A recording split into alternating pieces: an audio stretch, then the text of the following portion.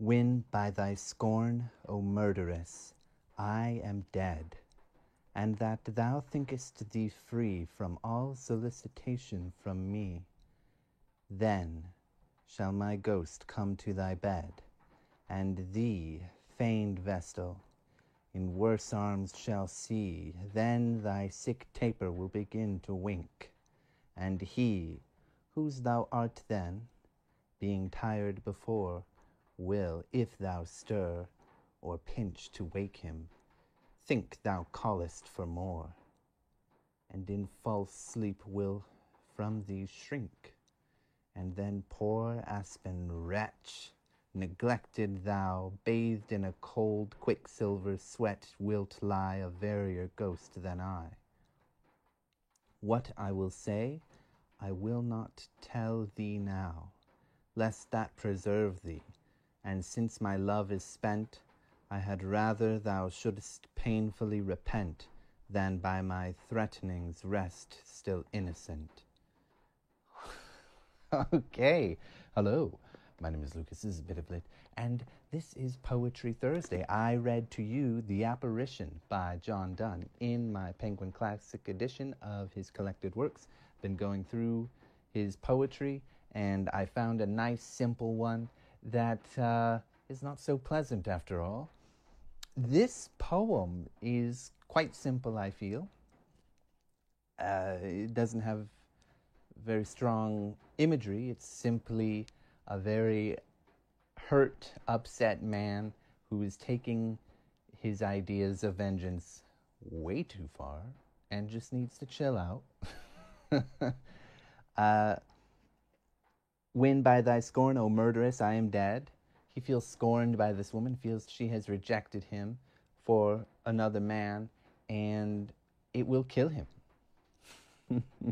And that thou thinkest thee free from all solicitation from me, I will not be leaving you alone. Okay? Yikes. Then shall my ghost come to thy bed. She already rejected you, dude. And thee, feigned vessel, in worse arms shall see, in another man's arms.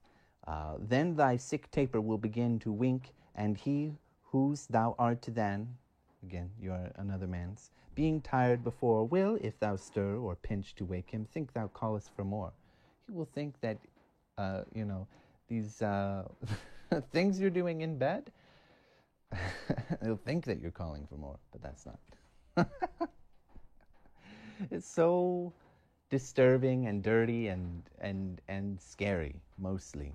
This narrator is creepy. And in false sense will from thee shrink. He'll run away from you. And then, poor aspen wretch, neglected thou. I believe thou a long time ago was a very informal way to refer to someone. So I think this use of thou is sort of insulting. Neglect, and of course, with the rest of the poem, but neglected thou, bathed in a cold quicksilver sweat, wilt lie a verier ghost than I. She's going to be feeling very upset by this, even worse than him, apparently. What I will say, I will not tell thee now. I'm going to keep it a secret. I won't let you know what's going to happen, when, where, whatever. Well, we know it's going to be in the bed, but lest that preserve thee, I don't want you to have any protection. And since my love is spent, I question how much love there was. I feel like there was never any love to begin with. Maybe a fascination, an obsession, definitely an infatuation, but love, I don't know. And it has quickly turned into wicked hate. I had rather thou shouldst painfully repent, than by my threatenings rest still innocent. So, yeah, I'd rather you be on your knees groveling, begging to repent, rather than having this kind of fear, but also knowing what's going to happen, because I've told you, and I don't want you to be innocent. You are not innocent. You have hurt me. I was reading about this poem because I wanted to know if this was kind of a Robert Browning kind of thing. Some of his poems have these really terrible men, Robert Browning that is, these really terrible male narrators that are meant to sort of criticize that, and I wasn't terribly sure if this was the case. Maybe this particular poem was making fun of poems of love.